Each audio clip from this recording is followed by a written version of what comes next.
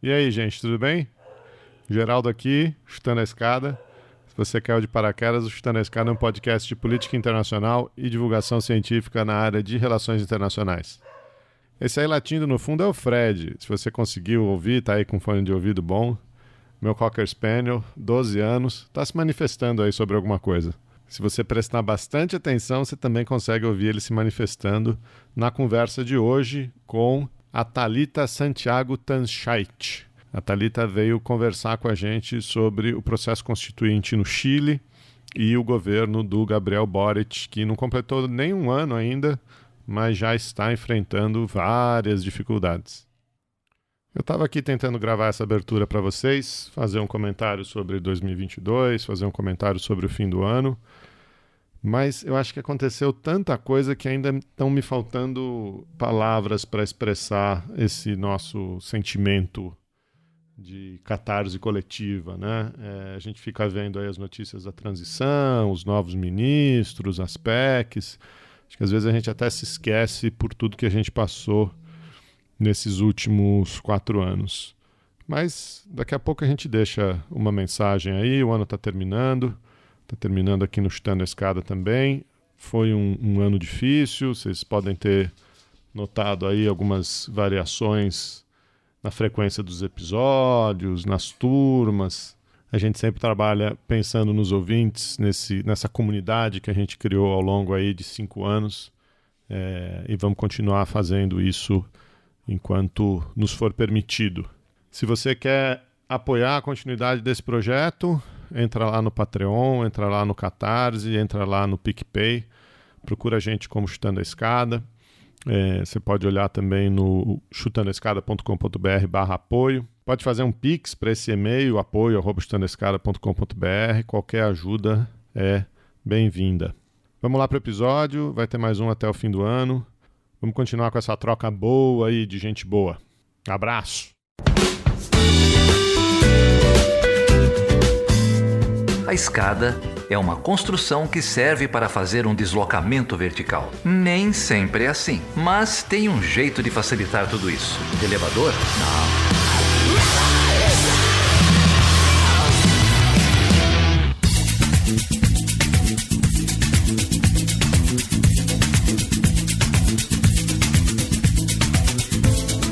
Então, gente, eu estou hoje aqui com a Thalita Santiago Tanschait. A Thalita é investigadora associada do Instituto de Ciências Sociais da Universidade Diego Portales, em Santiago. E ela está aqui exatamente para conversar com a gente sobre o Chile, sobre o governo Boric, sobre a Constituinte. Mais uma parceria que a gente faz aí com o OPSA, com o Observatório Político Sul-Americano, para falar sobre temas da região. Thalita, obrigado por topar o convite. É um prazer ter você aqui para falar com o nosso público. Muito obrigada. Eu que agradeço o convite. Thalita, estava me contando que você está aí no Chile, está fazendo um pós-doutorado, uma pesquisa sobre as direitas, a ultradireita no Chile. Mas o que eu acho bacana aqui do Chutando a Escada, do podcast, é que a gente não se arrisca a falar de coisa que a gente não sabe, né? Então, para te falar rapidamente o que eu sei do Chile, eu sei assim, olha, o Boric foi eleito. O Boric é um cara de esquerda, meio progressista, tem umas mulheres porretas na administração dele, né? Tem uma vice-presidente porreta, tem uma ministra da defesa. Teve uma constituinte, a constituinte não passou. É esse o tanto que eu sei do Chile. Então conta pra gente um pouquinho quando o Boric foi eleito, teve muita reflexão na região a respeito. A gente viveu um movimento de uma onda rosa, depois teve um movimento de reação das direitas. O Boric parece que foi uma das lideranças aí que inaugurou talvez um novo momento da esquerda latino-americana. Como é que você tem visto o Chile, no tanto contexto doméstico, como o papel do Chile aí na região? Bem, muita coisa para falar, né? Mas pegando esse gancho final do que você disse sobre o Boric. Pois é, né? Ele foi eleito com muitas expectativas. E não apenas no Chile, mas na região e eu diria em alguma medida no mundo, né? Porque o Boric, ele encarnou essa nova esquerda latino-americana, mas essa nova esquerda internacional também, que não havia chegado ao poder em nenhum outro contexto. Se a gente pensar em lideranças ou partidos desafiantes como o Podemos na Espanha, ou o PSOL no Brasil, ou outras organizações e movimentos que surgem aí ao redor do mundo. E aí, no contexto latino-americano, especificamente, o que seria essa nova esquerda, né? Eu diria que é uma esquerda que não é herdeira dos processos de transição à democracia, não é essa esquerda que emerge na luta pela redemocratização e que aí se organizou principalmente ali em torno do Foro de São Paulo, né, a partir da década de 90, que seria o PT no Brasil, o peronismo na Argentina, a Frente Ampla Uruguaia, o MAS na Bolívia. Então, não tem essa herança e essa carga da trajetória, eu diria, do socialismo democrático, por exemplo, regional, e que, por não ter essa carga, e eu acho que as expectativas em torno do Boric giravam em torno de dois eixos. O primeiro, em torno da atualização programática da esquerda latino-americana, e aí tanto com uma revalorização da democracia, né? Pensando que a gente está no contexto de Nicarágua e Venezuela, que são dois bichos hiperespinhosos para essa esquerda mais tradicional. Então, de atualização programática em torno da revalorização da democracia, mas também da inserção de novas agendas na ordem do dia, e aí eu destacaria a agenda climática, mas também temas de gênero e LGBT. E o segundo, que vem casado com a atualização programática, que é a renovação política, né? Então, você ter figuras jovens, oriundas também de movimento social, e aqui principalmente movimento estudantil, e você ter uma maior diversidade com relação, principalmente ao gênero, que esse governo soube encarnar isso muito bem, né, com uma paridade nos ministérios. E até hoje, mesmo com todas as adaptações que o governo teve que fazer ao longo desse ano, se a gente pega o núcleo duro do governo Boric, ele é todo rodeado por mulheres. Então, tinham essas expectativas muito, muito fortes. Só que para a esquerda, depois de uma crescente que a esquerda vivia aqui no Chile, né, veio, primeiro, o choque de realidade, que eu acho que é o baque, né? Principalmente porque era uma nova esquerda muito jovem mesmo, e não em idade, assim. O partido do Boric foi criado para ele concorrer às eleições. Foi criado em 2022, ano que ele foi eleito. Então, como organização, está um choque de realidade muito, muito forte. E aí depois o choque maior, né, que foi uma derrota que não foi pequena no plebiscito da Constituição, né? Mais de 60% dos votos. Thalita, antes da gente falar um pouco da Constituinte, eu queria voltar nessa ideia que você trouxe da nova esquerda, e você falou do movimento estudantil, né? O Chile passou por... Aqui no Brasil a gente teve o movimento secundaristas em São Paulo, que teve alguma relevância, alguma projeção nacional, e ele, em boa medida, foi inspirado no movimento estudantil no Chile, aí em 2010, 2011. Acho que tem um documentário, A Revolta dos Pinguins, né? É desse movimento estudantil que nasce essa renovação da esquerda? É ele um dos elementos? Como esse pessoal do começo dos anos, da década de 2010, vai entrando nas instituições políticas mais tradicionais, né, no sistema de representação mais tradicional? Se não fosse o movimento estudantil, não existiria governo Boric, não existiria Frente Ampla Chilena, né? E aí, esse movimento estudantil que tem início em 2006, com a chamada Revolución Pingüina, né? A Revolta dos Pinguins, que é um movimento estudantil secundarista de adolescentes à época. 5 anos depois, nós temos o movimento estudantil de 2011, que é o quê? É quando essa geração pinguina entra na universidade. E aí, desses acúmulos que eles tiveram da experiência secundarista, eles renovam o fazer político chileno, assim, a ação coletiva chilena de uma forma muito significativa. Então, se a gente for pegar, por exemplo, o Gabriel Boric, né? Ele é um líder estudantil de 2011, a Camila Valerro, que é a sua secretária-geral de governo, líder estudantil de 2011, Giorgio Jackson, toda essa estrutura é um movimento que vem 2006, Revolução Pinguina, 2011, Movimento Estudantil Universitário, 2013, essas lideranças que saem do movimento estudantil disputam eleições parlamentares, e aí são os três, Gabriel Boric, Camila Valerro e Giorgio Jackson. 2017, conformam uma coalizão política, que é a Frente Ampla, que disputa a eleição e é uma surpresa eleitoral em 2017, porque vai muito bem. E aí, 2021 é consagrada vitoriosa, para fazer um breve resumo, assim, uma linha do tempo. O Chutando a Escada conta com apoio financeiro dos seus ouvintes. Para saber mais, acesse chutandoaescada.com.br/apoio.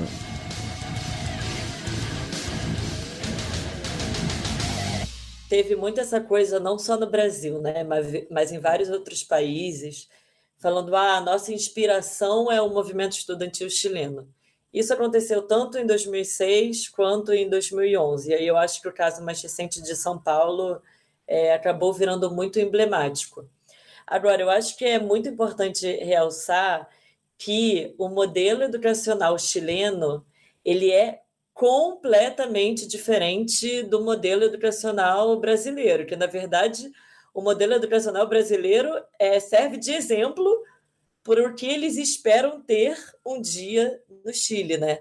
Porque se nós lutamos pela expansão da educação pública, da gratuidade, por uma alimentação escolar decente, por horário em tempo integral, por salário digno, etc., no Chile é um modelo completamente oposto, né? Porque não existe um modelo público de educação. No nível secundário até existe, mas com várias nuances. No nível universitário não existe, né? As universidades públicas são pagas. Então, eu sempre gosto de realçar, assim, as pessoas olham para o Chile, mas aqui é tudo privado. Não existe noção de público, não existe estado de bem-estar social, não existe gratuidade em absolutamente nada da previdência, saúde e educação. E era essa um pouco, você mencionou aí, né, a renovação programática, a entrada de novas pautas de gênero, a pauta climática, mas essa reforma do Estado também vinha no bojo dessas expectativas do governo Boric, que acabaram levando a Constituinte, é um pouco por aí? Não, totalmente. Tem o estalido social de 2019, né? Que é um momento em que se diz que o Chile despertou, que é esse período dessas grandes manifestações, desses grandes protestos, que mudaram o cenário chileno, mudaram a paisagem, mudaram a forma como as pessoas se relacionam com o espaço público, assim, de uma forma muito determinante, né? E a solução que o sistema político encontrou para, de alguma forma, apaziguar esses protestos, porque foi coisa de que Santiago ficou 2 meses parado. Mas eu estou falando parado mesmo, assim, a cidade sem funcionar. Não é gente de camisa verde e amarela fazendo mobilização em frente de quartel, não é isso, né? Não, de jeito nenhum. A cidade, assim, estação de metrô, toque de recolher. 10 horas da noite ninguém podia estar na rua, sabe? A cidade, ela realmente parou, assim. E aí, a solução que o sistema político encontrou, né, para, de alguma forma, fazer com que... Não sei se vocês lembram, mas a final das Libertadores do Flamengo ia ser em Santiago e teve que ser cancelada. Ela foi para o Peru de última hora, porque não tinha como aterrissar no Chile. Era uma coisa assim, Foi realmente algo muito, muito significativo. E aí o sistema político encontrou essa solução que foi convocar o processo constituinte, que é uma demanda que sempre existiu no Chile, porque a Constituição chilena, como se sabe, ela foi promulgada em ditadura, né? Ela é a Constituição do ditador Augusto Pinochet e que consagra o que eles chamam aqui de Estado subsidiário. O que é o Estado subsidiário? É o Estado, e vivendo aqui você vê muito isso, assim. Sente na pele, né? É um Estado que não existe noção de público. É um Estado que se organiza pela lógica privada e mercadológica. É como se fosse o contrafactual da Constituição de 88. E o governo Boric tinha uma grande expectativa nesse processo constituinte, porque as reformas que ele propunha estavam atreladas ao fim dessa Constituição. Porque sem essa reforma e mudança constitucional, não existe reforma. Uhum. A Constituição, ela é uma camisa de força. É uma camisa de força ao contrário, né?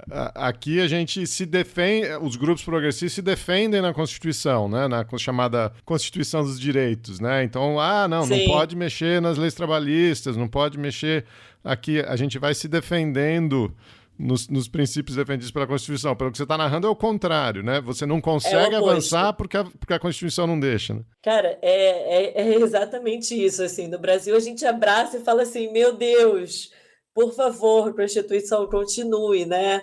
Estado democrático de direito. E a nossa Constituição é um exemplo muito positivo, né? Porque a partir dela a gente iniciou um processo de expansão do estado de bem-estar social e da redução das desigualdades sociais e econômicas. Assim, é uma instituição que tem um horizonte muito claro, né? E a Constituição chilena é o contrário, assim. Ela amarra tudo e com regras muito loucas. Foram feitas reformas nela ao longo do tempo, porque se a gente pensar no início, a Constituição consagrava senador vitalício. Isso só foi derrubado nos anos 2000, em 2006. Senador designado pelas Forças Armadas. Pinochet deixou o poder para ser comandante em chefe das Forças Armadas. Tiveram reformas nela, mas essa estrutura, ela perdura. E aí essa janela de oportunidades, né, que foi o processo constituinte que ocorreu entre 2020 e 2022, se fechou. Então vamos lá. Teve o estalido, essas greves, essas revoltas em 2019. A resposta foi a instauração de um processo constituinte a partir de 2020. Em 21, o Boric é eleito, assume agora em 22, não é isso? E está na expectativa de ter esse processo concluído para que essas amarras constitucionais se afrouxem, para que ele consiga conduzir uma política de acordo com um programa mais progressista. É isso? O que dá para a gente falar desse primeiro ano, não deu nem um ano ainda, né? Mas desses primeiros meses do Boric e do final desse processo constituinte? Né? Exatamente isso. É um governo que começou em março, esperando o plebiscito com voto obrigatório, primeira eleição com voto realmente obrigatório da história do Chile, esperando esse plebiscito que foi em 4 de setembro de 2022, em que a população iria definir se aprovava ou não esse novo texto constitucional. E o que aconteceu? Teve um comparecimento eleitoral altíssimo, 85% da população, são níveis bem altos de participação, e uma derrota do novo texto constitucional. Vamos por partes para o ouvinte. O que estava nesse novo texto, né? Quais eram as grandes linhas de mudança? Você consegue resumir para a gente? É porque era um texto muito longo.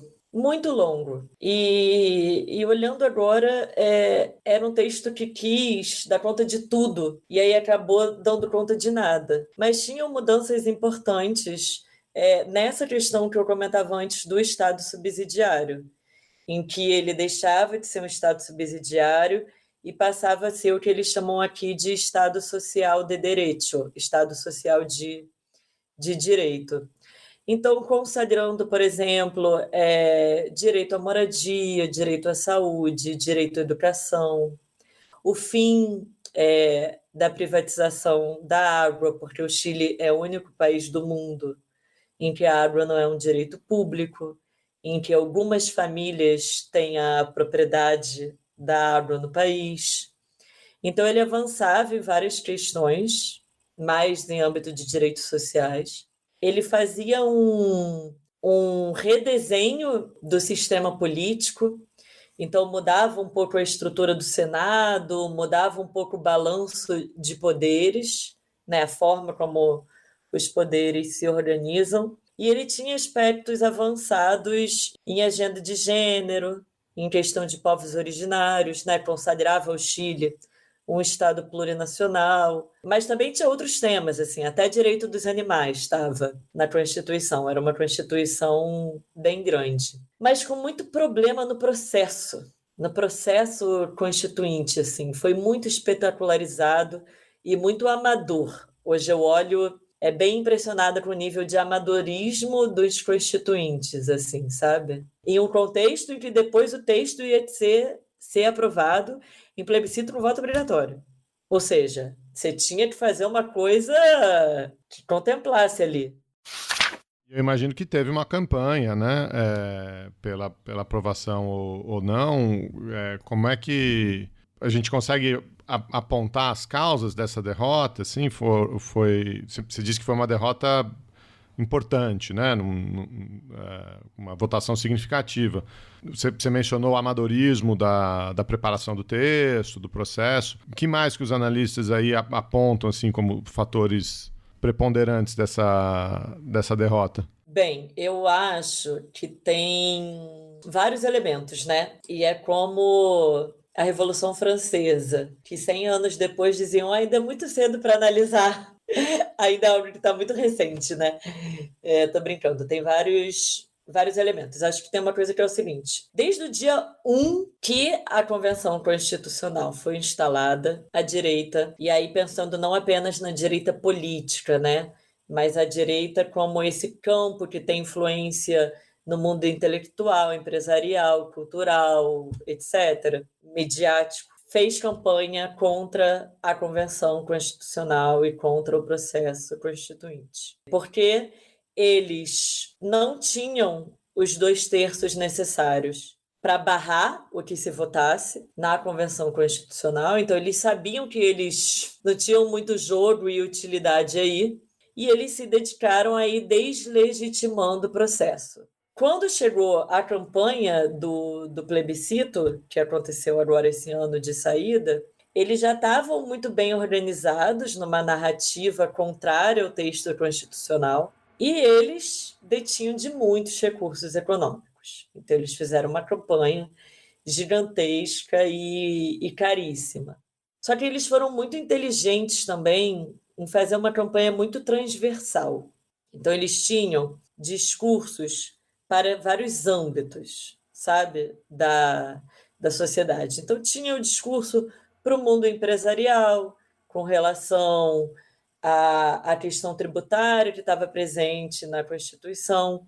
Tinha um discurso mais amplo e que dizia respeito a um ideal de nação, que eu acho que esse foi o elemento central da derrota, que é a questão da plurinacionalidade, porque o Chile ele é um Estado unitário extremamente centralizador, em que o debate plurinacional nunca esteve presente.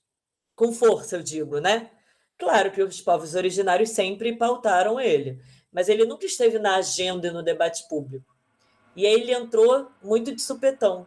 E eles souberam se apropriar falando, olha, estão querendo dividir o nosso país, querem acabar com a bandeira chilena, querem acabar com o hino chileno, com aquilo que a gente construiu a duras penas, etc. Eles conseguiram encontrar esse ponto, essa coluna vertebral, que eu acho que é o debate da plurinacionalidade. Então, dizendo que querem acabar com esse Chile, né, com a nação chilena, e com discursos bem divididos, dependendo do público-alvo.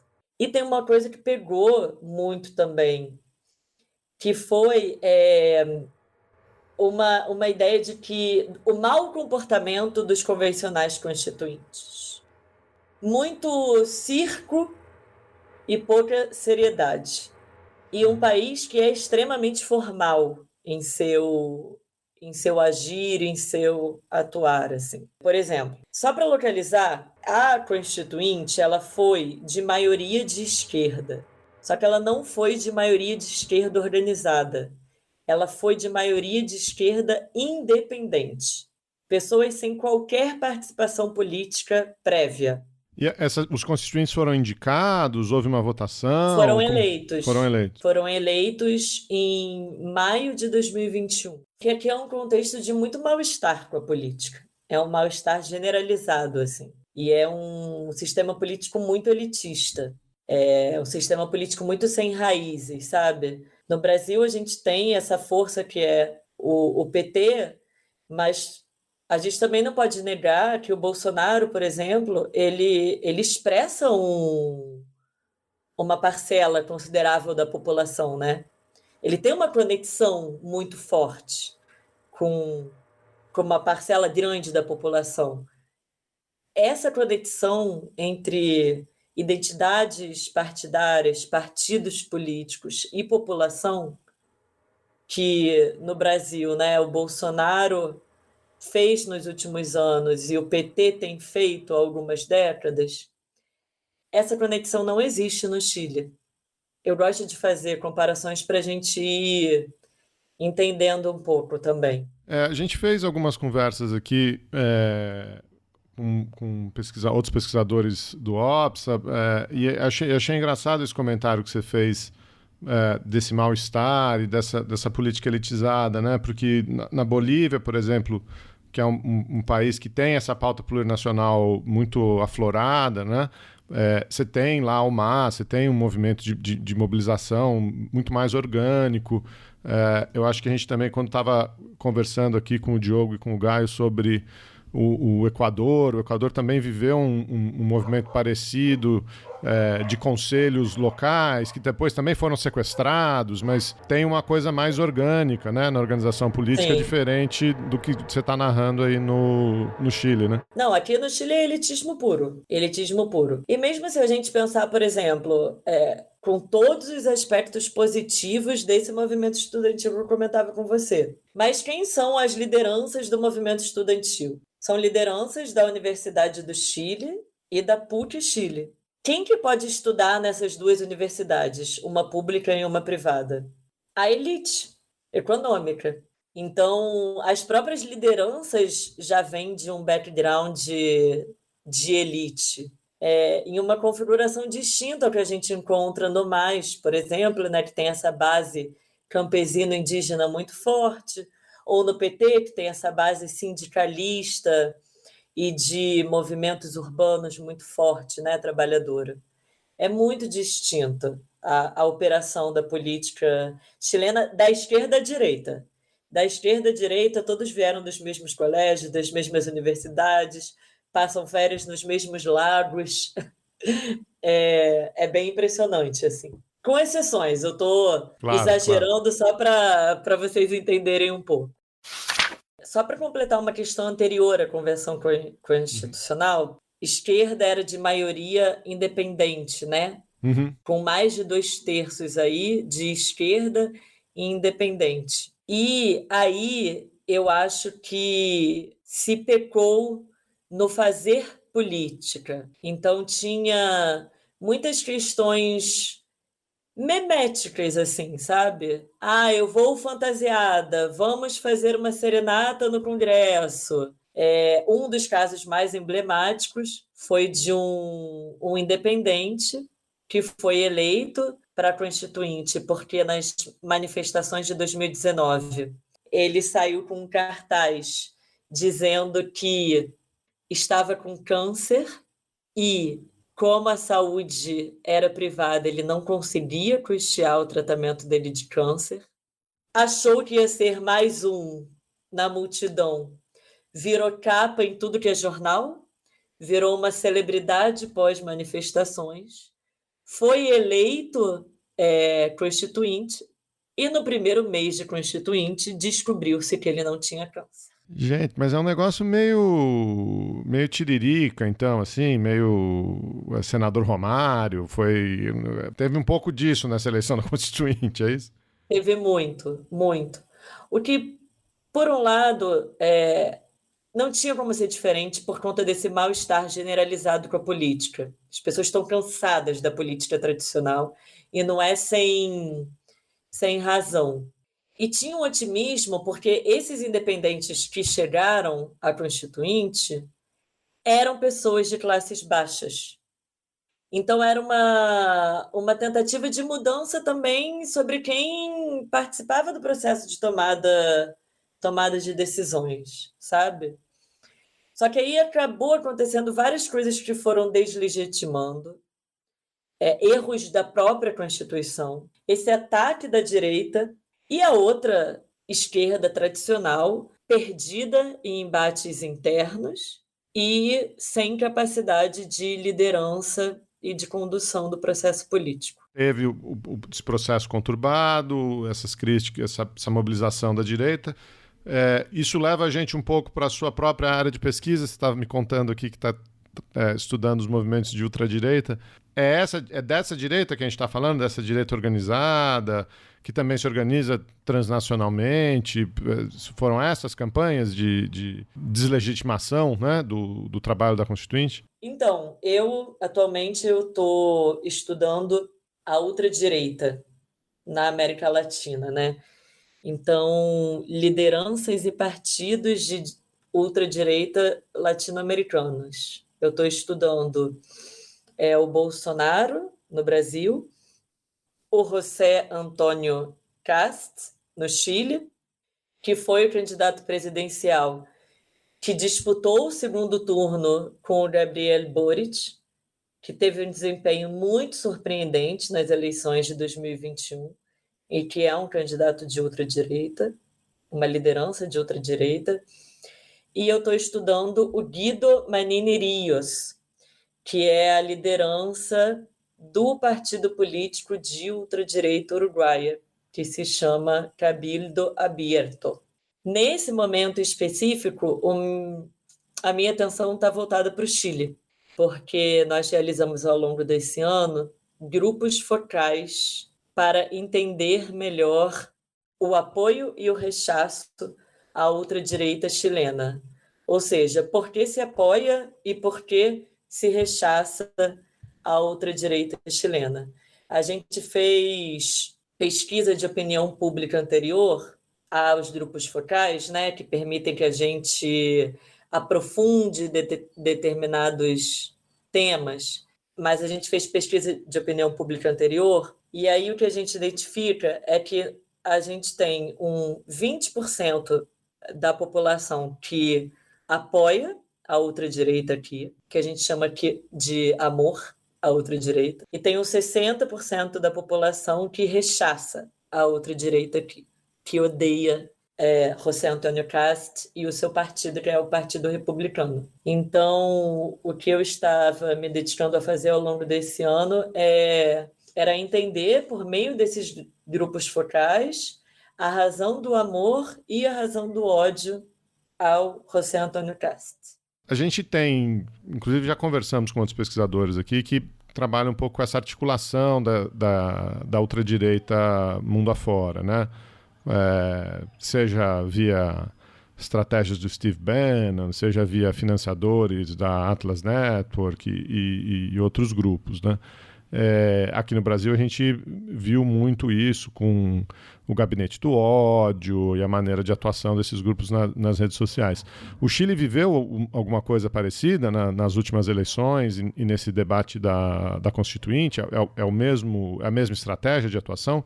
Então vou te contar um pouco a história do José Antônio Kast. É que eu tô com mania de falar o nome dele completo, não sei porquê. Vou te contar a história do Kast, que é uma história interessante. O Kast, ele é de uma família tradicional da direita chilena, com vínculos com o pinochetismo. O pai do Kast era um ex-oficial do exército nazista que veio para o Chile após a derrota da Alemanha na Segunda Guerra Mundial. E ele era do alto escalão do exército nazista. Se vocês notaram um sorriso na voz da Thalita, é porque ela está me vendo abrir o olho, ela vai narrando as coisas, eu vou abrindo o olho aqui, ela está dando essas pausas, mas é só a minha reação aqui, mas vamos lá. Porque o sul do Chile abrigou muitos nazistas, né? Inclusive tem um documentário no Netflix sobre a Colônia Dignidade, que foi um experimento nazista da ditadura do Pinochet, que servia como campo de concentração e processos de eugenia e tortura e morte, etc. Então, o sul do Chile abrigou muitos nazistas fugidos, né, dos tribunais pós-derrota na Segunda Guerra. E a família do Cast, ela colaborou ativamente com o regime Pinochet. Algum familiar dele, que agora eu não vou saber dizer se é o pai, o tio ou o irmão, foi ministro de Estado do Pinochet. Então, é uma família com vínculos com essa tradição pinochetista, que após a transição à democracia, integrou a União Democrática Independente, UDI, que é o partido da direita tradicional chilena. É o partido criado pelo Pinochet e pelos seus apoiadores mais fiéis para que o pinochetismo sobreviva no pós-ditadura. Ele foi vereador durante 4 anos por esse partido e foi deputado durante quase 2 décadas desse partido, de 2000 a 2016, de 2002 a 2016. Só que ele renunciou à UDI porque ele observava uma espécie de moderação e adaptação programática da UDI ao longo do tempo. E ele dizia que era preciso que o Chile tivesse uma liderança capaz de representar as verdadeiras posições da direita chilena, que seriam posições mais radicais de direita. E aí ele renuncia à UDI em 2016 e se candidata a presidente em 2017. Em 2017, ele tem 8% dos votos, o que é uma boa votação para a época e para o contexto da candidatura dele. Entre 2017 e 2021, e aí eu considero ele bem mais inteligente que o Bolsonaro, ele primeiro cria um movimento chamado Ação Republicana e depois ele cria um partido chamado Partido Republicano. E aí, com esse partido, ele arma uma coalizão chamada Frente Social Cristã para disputar as eleições de 2021. Mas com um aparato muito bem armado, sabe? Com uma construção política muito bem feita e inteligente. Por isso que você está dizendo que ele é mais inteligente que o Bolsonaro, né? Ele se estabelece institucionalmente primeiro, com o movimento, com o partido, para depois entrar na disputa política para a presidência, né? Ele tem um projeto de médio e longo prazo muito bem delineado. E um projeto que eu estudo tanto o apoio e o rechaço a ele, né? Então, quem são os votantes dele e quem não vota nele de jeito nenhum, mas também o programa político dele, né? E essa construção política e partidária desse projeto. E assim, eu estudo partidos políticos, né? Política partidária. Na minha tese de doutorado, eu estudei a esquerda, no caso. Eu estudei no Brasil, no Chile e no Uruguai, mas partido mesmo, PT, Partido Socialista do Chile e Frente Ampla Uruguai. E o que eu vejo assim, é que ele está seguindo um passo a passo de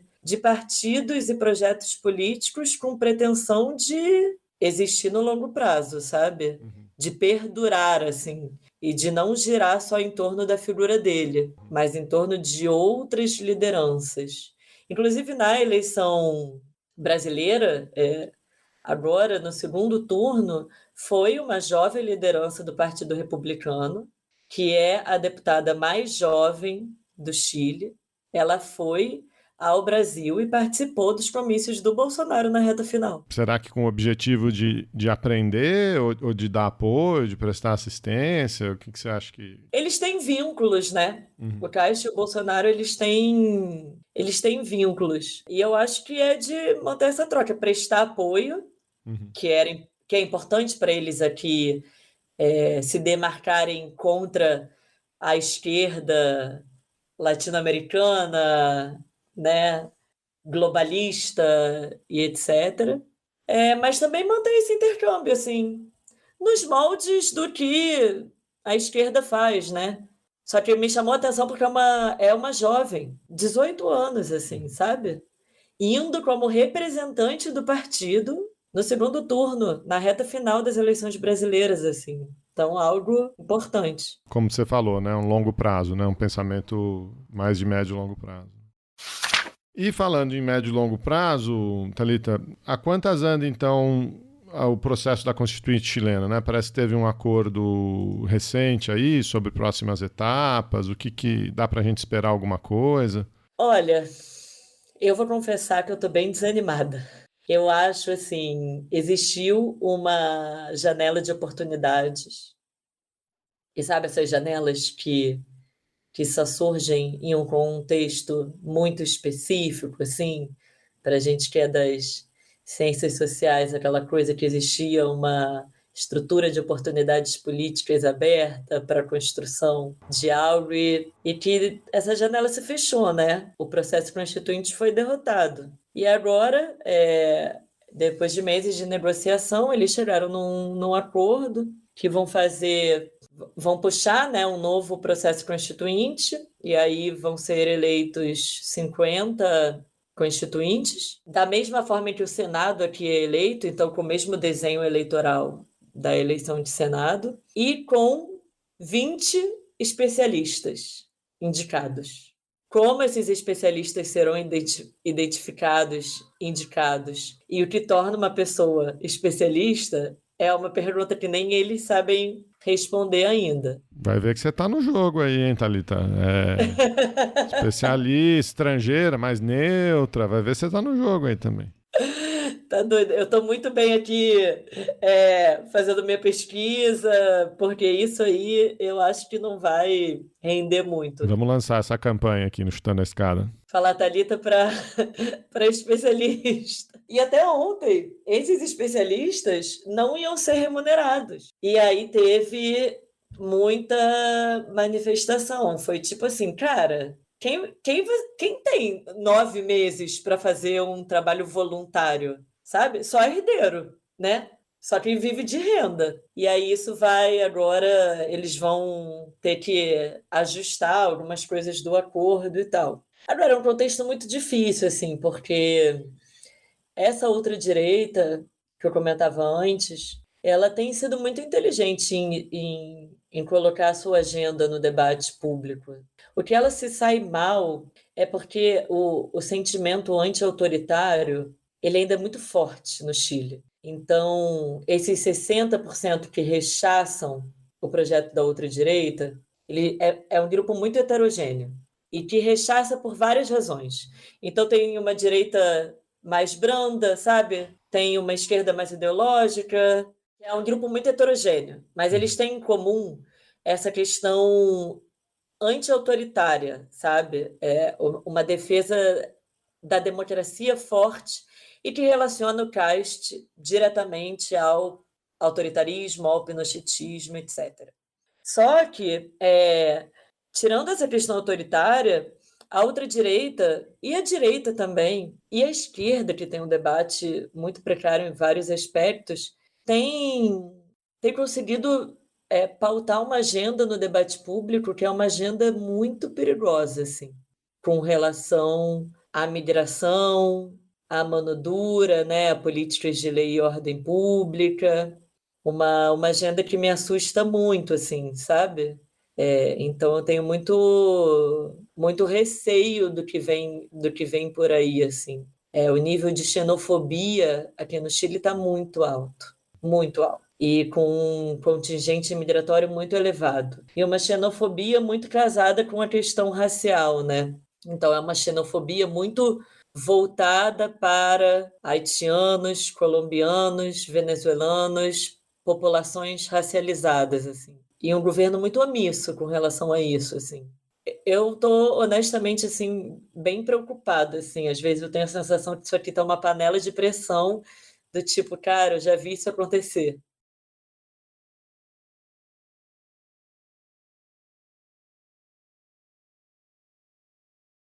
Essa questão da janela de oportunidade é um negócio importante na sua fala, né? Como quando essas oportunidades não são aproveitadas, como logo vem o rescaldo, né? Vem A contra-resposta, né? O Caixa, ele foi muito inteligente, porque ele ficou quietinho no processo constituinte inteiro. Ele não deu uma declaração pública depois que ele perdeu as eleições no segundo turno.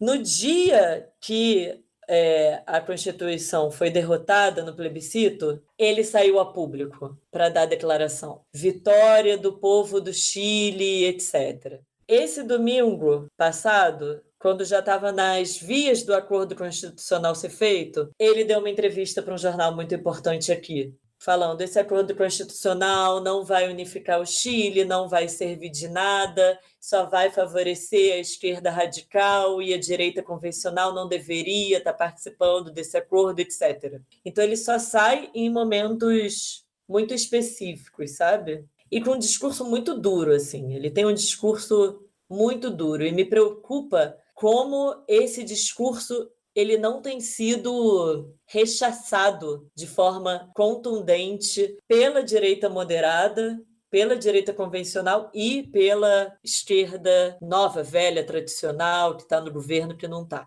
Aí fica claro essa frase que você falou agora há pouco, né? Já vi isso acontecer, né? Esse sentimento que eu já vi isso acontecer. Aquilo que vai criando, assim. A incapacidade que alguns entes políticos têm de nomear as coisas, né? Sim. Bater de frente com o que precisa ser rechaçado. Não, eu só acho que, para fechar, por mais que eu não tenha um otimismo com esse processo, né?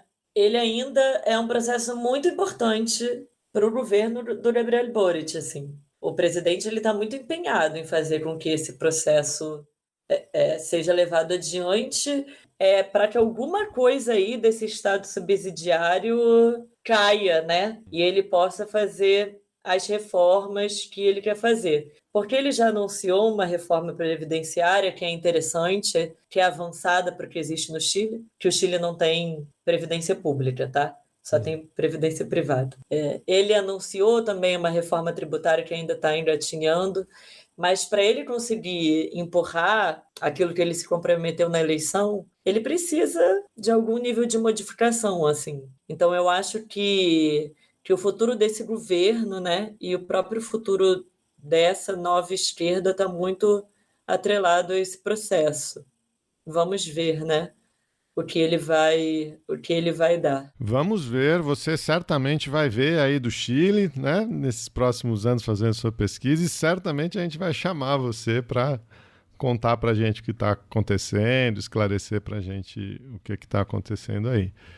Thalita, muito obrigado, foi muito legal, acho que os ouvintes vão gostar bastante da conversa, e venha sempre, as portas aqui do Chutando Escada estão abertas. Tiver resultados de pesquisa, tiver coisa para compartilhar, estamos sempre por aqui. Obrigado. Eu que agradeço a vocês. Você acabou de ouvir mais um episódio do Chutando a Escada. Para apoiar, acesse chutandoaescada.com.br/apoio.